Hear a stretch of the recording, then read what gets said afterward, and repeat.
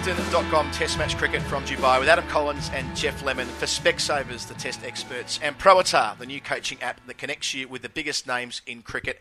Jeff, we're looking out over this Dubai stadium, a ground where Australia were absolutely thumped in 2014. It was a 2-0 drubbing, and the side they're taking to the UAE this time around, the side that's here, is far less accomplished after what happened in South Africa earlier this year. That is a very learned and insightful summary. It was one of those great series in 2014 in that it was kind of quite fun to watch a team be completely taken apart by another side. Just dominated them in every respect. Yunus Khan made 300s in 4 innings. Misbah al-Haq made twin tons in the second test. So did Azhar Ali. Including the fastest ton of all time, if I remember correctly, Misbah. Equalled Viv Richards' record, which Brendan McCullum later broke by a couple of balls. I think it was it 56 down to 54 or something along those lines. But that was a fascinating series. They had Zulfikar Babar, who'd come out of nowhere, and Yasir Shah, who was on debut, and those two spinners tore Australia apart. So that's the sort of background, that's the psychological baggage, if you will, and there'll be a fair raft of spinners taking them on again this time, including Mohammad Hafiz. Yeah, Mohammad Hafiz has been brought back to the Test squad. He replaces Shadab Khan, who's missing with a groin injury. We'll come to Pakistan in a moment. Let's deal with the visitors first. Australia under Tim Paine. It'll be the second time he's led this Australian lineup after taking over the reins after the Newlands Cape Town debacle back in March. But let's focus on the new blood. That's Aaron Finch at the top of the order, Travis Head in the middle order, and Marnus Labuschagne. There's going to be many ways of pronouncing his name, but we're going to go with Labuschagne because that's what he's asked for. If you can't use the Afrikaans hard R, then don't use it at all. But anyway, he's going to bat at number 6. But equally as interesting to me was that Shaun Marsh is up at number 3 and Mitchell Marsh at number 4. Had you said 12 months ago that Mitchell Marsh would be Australia's number 4, well, complete that sentence. But really, the fact that he has batted for a very long period of time in the tour game, made centuries at Perth and Sydney in the Ashes, had a very important contribution in the victory at Durban as well. I think he made 96 was it there. It does stand to reason that you would back him in at this stage, I feel. Yeah, he's reached that level of maturity now where he can play long innings. That's something that he just didn't do for years in the Test side. He played quite well actually in that 2014 series. That's where he debuted against Pakistan here, and in his second Test he made 87, was it? Definitely it was 87. It was on his second Test match out for that number, which is synonymous with Australian cricket. So he batted for a long time in that innings in his second Test, and then never equalled that sort of length of innings again for the next several years. And it was only during that 2017 Ashes that he finally started to bat long innings again, and was able to back that up several times in a row, as he said, Perth, Sydney, Durban, and carried that on through the warm-ups and preparations now. So that's interesting. It's also, you would have got long odds if you'd said in, say, March, even after David Warner and Cameron Bancroft were suspended, that Australia's next openers will be Aaron Finch and Usman Khawaja. Yeah, not wrong, especially here. Usman Khawaja's record in the subcontinent and these spinning conditions has been one that has seen him left out of the side, both in India and Bangladesh in 2017. He's at the top of the list. Aaron Finch, another really good story, a mature player, a player who Tim Paine has been friends with all the way back to the Cricket Academy, maybe 12 or 13 years ago. He's now finally got the baggy green he's cherished, or he's wanted, he's coveted. I spoke to him before the start of the one-day series when Australia went to England, and he said that despite all of the white ball acclaim, for him it was all about trying to finally bash the door down to this Test side, and he's earned that in terms of the international runs he's made. Maybe not, you're not going to build a case based on red ball averages, that's not sustainable, but what he has done for Australia, especially in 2018, it does speak for itself somewhat. Yeah, he's been one of those players who became kind of an anomaly because he had played so much international cricket in the white ball arena and had never played a Test, and had never really seemed close to playing a Test. He wasn't one of those players who was often talked about. It was sort of laughed off. Oh yeah, Aaron Finch playing Test cricket, just goes out there and bashes the ball. But he's done it so consistently. 11 one-day hundreds, is it, and 2 T20 international hundreds. So he's and the 2 highest scores in T20 international cricket as well. That was amazing in Harare earlier this year. Yes, some of the power hitting there. You ask yourself how it's possible that he hasn't played all 3 formats of the game, and the numbers again, they don't necessarily support his inclusion on that raw figure of how many hundreds have you made. But cricket selection is more than adding up spreadsheets, and sometimes it does require some touch and some nuance. With Aaron Finch, it's partly about personality type as well, because he is a leader in the teams that he's been in, and he goes about things a bit more in the Tim Paine way than the perhaps previous Australian regime way, where he's generally pretty laid back. He's pretty civil and genial. He doesn't have a reputation for being particularly nasty with his opposition. He seems like someone who has his head screwed on when it comes to approaching cricket, as not necessarily the be-all and end-all. So I think that's something that he can bring, is that composure and level-headedness to this team. No real surprise to see Travis Head in the Test side. He's been talked up for years. I remember 3 seasons ago saying when Adam Voges retires, it'll be Travis Head who moves to that position in the order. He's actually debuting as the number 6, not the number 5. Sorry, wrong. The 5, yeah. The 5, and Labuschagne is going to bat at 6. But all the same, earlier parts of the week he might have gone up to number 4 and considered Mitchell Marsh being at 5. Either way, the South Australian captain, made skipper at age 21. He's been on this path for a while. Yeah, he's one of those anointed ones, who years out. It's predicted that they'll play for Australia for a long period of time. Interestingly, he didn't really put the first-class numbers together through those early years of his career. He's been prodigious in the Big Bash and one day domestic cricket, but he was averaging sort of 31, 32 for a long period of time. He's got that up to at least past 36 now with a couple of good years, but really got into the side based on the strength of his performances for Australia A in India, and then in the warm-up here as well. Batted for a long period of time, which is what they want. Tim Paine's talked about putting egos aside and just being prepared to absorb good bowling and not have that sort of compulsive need to dominate and score and be on top all the time. And Labuschagne, it's timing, isn't it? He is in the right place at absolutely the right time to get a debut. Yeah, it's a bit of a random one, particularly considering in the Australia A series, the second of their first-class games, he made a pair. It doesn't necessarily say that you're screaming for inclusion. I think he made a 60-odd in the first game and made a pair of ducks in the second. So I think he's lucky to have made the squad. And once he got in the squad, an extra bit of luck with Renshaw having been injured again, missing the most of the warm-up match again. It just meant that it made it a possible decision to leave Renshaw out and bring Labuschagne in. Yeah, it's going to be a name we're going to enjoy pronouncing on the commentary, isn't it? Well, I sort of feel awkward about it because it is Labuschagne, and that's how it's pronounced in South Africa. And basically he's gone, look, Australians can't handle it, so I'm just going to abandon my native pronunciation and just make it something easy for these idiots to go along with. But then he's saying he wants it to be pronounced that way, so then I feel like I'm disrespecting him if I do it the original way. I'm in a quandary. I don't know which way to go. Yeah, what I meant by luck is really that Renshaw injury. They said that he wasn't quite ready to return to Test cricket, having copped that head knock and not played a lot of red ball cricket in recent times. The bloke sitting at home, though, in Melbourne, who'll be watching this and thinking, gee whiz, what could have been is Glenn Maxwell, controversially left out of the squad.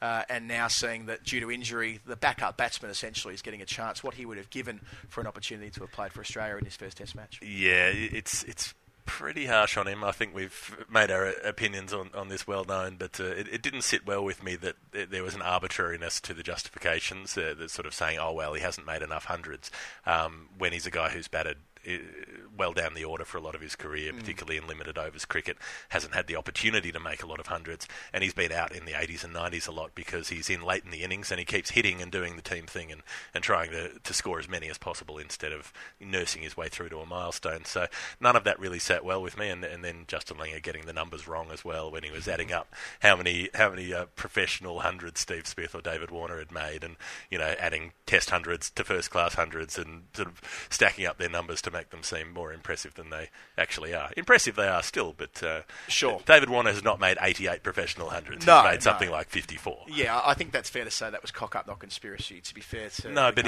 if you're just the way it looked at the time, right? Yeah. If you're relying on that, if that's your justification, obviously you haven't thought that through. If you've just randomly put those numbers together, that's not actually really the driving reason if your numbers are wrong. I mean, either you're getting terrible intel or you're not telling the full story. A good news story about another Victorian, Peter Siddle. What a great yarn. I mean, Peter Siddle was stuck on 192 Test wickets back in 2015. We never thought we'd see him again. He played the final Test at the Oval of that Ashes series and took 6 wickets in that game. He might have been man of the match. If he wasn't, he was close to it. Actually, I think Steve Smith made a double ton. So Siddle was on the next line of betting, if you like, for want of a better descriptor. And now he's back for another crack at Test cricket.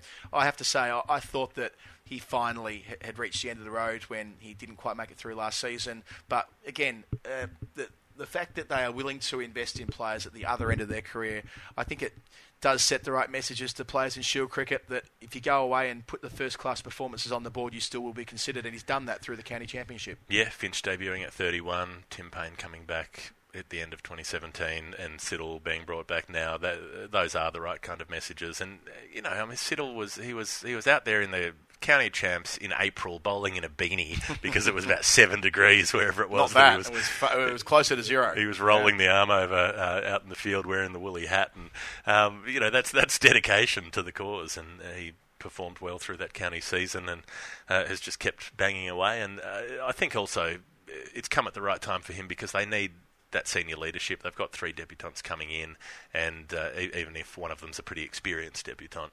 to have another debutant, to have Michael Neser coming in as well, to have 4 debuting in the same match, it's easy to go on the side of experience in that case. Siddle will be sharing the new ball, of course, with Mitchell Stark, who's also back from injury, and the 2 spinners, Nathan Lyon and John Holland. Here's Jeff's chat with the captain, Tim Paine, about selection and all things that are ahead of the Australian side a couple of hours ago. Tim Paine speaking to us for Wisden.com, and a big test match lined up for tomorrow. You've got 3 new inclusions into the side. It must be exciting to see those guys making their debuts and the excitement for them. Yeah, absolutely. Great time for them. It's a family period for us as well, so they'll have their family around. So Hetty, Finch and Marsh all playing their first test, which is really exciting for us, and I think it just adds to that excitement going into a first test. Tell us a little bit about them in terms of those 3 characters and what they can bring to your side. Yeah, I think everyone knows Finch and Hetty reasonably well. They've played a lot of one-day and 2020 cricket for the country, but I think whilst it's their first test, they actually bring quite a bit of experience to this side. They've played a lot of first-class cricket. Hetty's captain of South Australia. Finch's captain of Victoria. He's the Australian 2020 captain, so they're experienced cricketers. And Marsh is a young cricketer who's on the rise, I guess. He's got really good skills with both bat, ball and in the field, so we're really looking forward to what he can provide in this series. Aaron Finch, a really interesting story. He's such an experienced player, has played a lot of one-day cricket, and there was sort of talk about him being an unusual case in that he'd played so much international cricket but hadn't been close to a test recall. I guess for someone like him coming in, Peter Siddle coming back, yourself coming back last year, it's encouraging to those more experienced players that you can come back into the side at a more advanced age. Yeah, I think so, and I think those 2 in particular have deserved their opportunity through performance. So it shows no matter what age you are, there's always opportunity to play for Australia. Those guys are a great example of that. Finchie's just polled on the runs for probably the last couple of years, particularly in white ball cricket. But I think he's at the peak of his powers right now, and his test debut probably couldn't have come at a better time. And Sids has come off an outstanding county season, and we think he'll be really good for us in these conditions. He bowls the right length for these conditions, and he can bowl all day, which is really important. 2014 was an interesting one. A more settled Australian team than yours got completely demolished out here. Miss Barrel Hark and Yunus Khan have retired, but there's still some pretty damaging Pakistani players getting around. What do you think you can do to try to make sure that things are different this time? I think we have to do quite a bit different. We have to play a different style of cricket. I spoke a little bit this morning about Australian teams being traditionally really aggressive, and whilst that's great and it's great to watch and it's great in our home conditions, at times you've got to play a different way. And I think over here in the UAE, it's a perfect situation to start doing that. I think you win games here by being really patient and building a lot of pressure. And the first 3 days can move really slowly, and then you get into the day 4 and 5, and it can move quite quickly. So. It's about doing the basics really well for a long time, and being prepared to shut the game down and be a bit defensive if we need to at times. And be in it when it matters. There's a lot of focus with Pakistan on spin bowling, but I'm interested in Sarfaraz Ahmed, the opening batsman. He won the Champions Trophy for Pakistan, made a double hundred in a one-dayer a couple of months ago. Have you put a particular focus on him as a challenge for you guys? Not particularly into one person. We've put a lot of work into all their team, and Pakistan have got a team they're all highly skilled. The batters are all pretty good players. They're at an interesting stage. They're probably, I think their average number of tests played is pretty similar to ours. So, they're a little bit unknown, but as I said, they're a little bit unpredictable. They're highly skilled, and we've had to put a fair bit of work into all of them. And aside from just cricket, is it in the back of your mind that this is a period of repairing the image of the Australian team after all that happened in South Africa earlier in the year? No, it's not really. not South Africa at all in the back of the mind, but we're conscious of the fact that we want to have a really positive image and make Australians really proud. So we're doing that because we want to. Terrific. Tim Paine, thanks for speaking to us. No worries, thank you. Jeff, Tim Paine, speaking earlier in the day at his media conference, spoke about the fact that Pakistan had nearly 22 players to choose from. They could have selected two sides. In the end, they've drawn it back to 12, and we learn a bit more about that with Sarfaraz Ahmed at his media conference, that they have elected to go with Mohamed Hafiz back in the Test squad after a couple of years in the wilderness. He was very good against Australia the last time around with the ball as well as the bat, so a man of experience in a side that perhaps isn't as experienced as they were 4 years ago when they played Australia. Yeah, but another sort of good news story for the older players. Hafiz at 37 was well out of contention. He was, doing irritable press conferences about why selectors weren't picking him. Well, they finally have. So he's back, and you'd suspect, although he's opening the batting, it'd be for his bowling as much as his batting against Australia, where he's had a lot of success for very simple sort of off-spinning action, sometimes with a slightly dubious arm mechanics that have landed him in hot water a couple of times. But nice diplomacy there, He's gone to the biomechanists and hopefully straightened things out literally again. So he'll be back at the bowling crease. And we've got Yasir Shah. He made his debut against Australia, as you mentioned, 4 years ago at this venue. A player of such talent. We've seen what he can do around the world, and I'm thrilled to see him back in this Pakistan side. At the expense of Shadab Khan, I was looking forward to tandem leg spinners, not to be. Yeah, we don't see it very often in Test cricket, but we were on the cusp. But Shadab Khan has done something unspeakable to his groin and can no longer take part. Jeff also had a chat to the Pakistani captain, Sarfaraz Ahmed. Sarfaraz Ahmed, welcome to Wisden.com. You've got a big Test match coming up tomorrow. Do you have a team settled yet? Yeah, we already decided at 12, so we already announced in the press conference. So we make the team is. Can I announce the players? So our team is Mohammad Hafiz, Imamul Haq, Azhar Ali, Haris Sohail, Asad Shafiq, Babar Azam, myself, Bilal Asif, Yasir Shah, Mohammad Abbas, and we announced the guy before the toss, one guy, Wahab Riaz or maybe Mir Hamza. So it's exciting for Mohammad Hafiz to come back in after a couple of years without a Test match. Yeah, definitely. I'm very exciting as a captain. I see his performance since domestic season. He performed very well. He scored double-handed. So we see. So that's why we pick in the team. And we have at the moment he bowling really well. So we have a plus point for his bowling as well. And Yasir Shah bowled so well in 2014 against Australia. You're confident he can do that again? Yes, I'm very confident about Yasir Shah. He is our main bowler. So previously past in his performance very well for Pakistan. So I'm very hopeful he perform again, inshallah. You made a great century here as well in 2014. You beat that Australian team 2-0, smashed them completely. That must give you some confidence this time around. Yes, definitely. But it's long way ago. 4 years back. But at the moment, yeah, I will try my level best to perform well against them. But previously, I performed well in Australia as well. So hopefully, I will do well again, inshallah. And what do you think the key is for your team to beat Australia here? No, for beat Australia, so you have to perform all three formats is good. You have to feel well. You have to bat it well. In this type of condition, you have to be a patient. If you have a first batting, so you have to score 400 plus, then you are. The other team is under pressure. So you have to perform well for all three formats. Sarfaraz Ahmed, thanks for joining us. Good luck tomorrow. Thank you. Thank you, sir. So the one selection decision that Pakistan have is, will they go with the experienced left-armer Wahab Riaz or Mir Hamza, who's also in the squad? They've got a bevy of left-armers to choose from, though, don't they? Mohamed Amir actually missed out on this squad. Well, he's been left out of the side for the first time in a long while. Imagine if the whole Pakistan squad went through Ned Flanders' leftorium. There's no way he would have gone out of business. All those left-handed scissors and left-handed can openers and fish scalers and all the rest of it, they'd be snapped up. But they do seem to like the left arm over the wicket approach. It worked out pretty well for them. Rahat Ali's in the squad as well and couldn't get into the side. But and they've got this relatively inexperienced batting lineup, as you said. Imam Haq opening the batting. It's the other Haq's nephew, of course, Inzamam, the great man. The great turning circle of Test cricket. Never forget. And Babar Azam, who hasn't really sort of nailed himself down in this Test side with his Test performances. So, but surely he will. Like, this is exactly the sort of series where a young player can announce themselves in familiar conditions against a side that perhaps isn't firing on all cylinders at the moment in the Australians. He'd fancy himself. He's played well against Australia in limited overs cricket as well. He's played well against everyone in limited overs cricket, but still averages in the 20s in Tests. So he's got to make that step up. So Azhar Ali will be feeling a lot of the pressure. He'll be carrying a lot of the batting expectations, but Asad Shafiq has been in brilliant form the last few months. He's been making double hundreds in the Pakistan domestic games and so forth, and Sarfaraz Ahmed up at 6.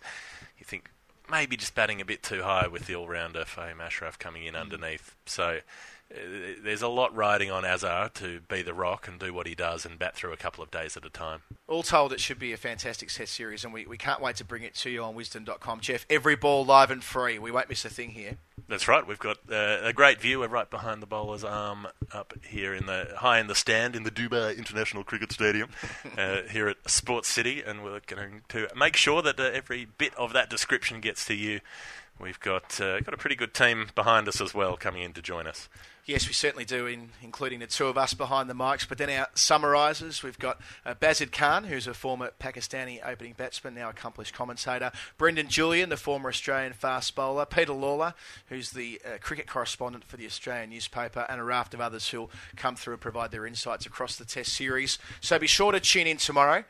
Find Around the World what will be 15 minutes before the toss. Sorry, 15 minutes after the toss, 15 minutes before the first ball. That's when you'll hear us come on air. And we can't wait to bring it to you. From Dubai, it's Adam Collins and Jeff Lemon for Wisdom.com, brought to you by Specsavers, the Test experts, and ProAtar, the new coaching app that connects you with the biggest names in cricket.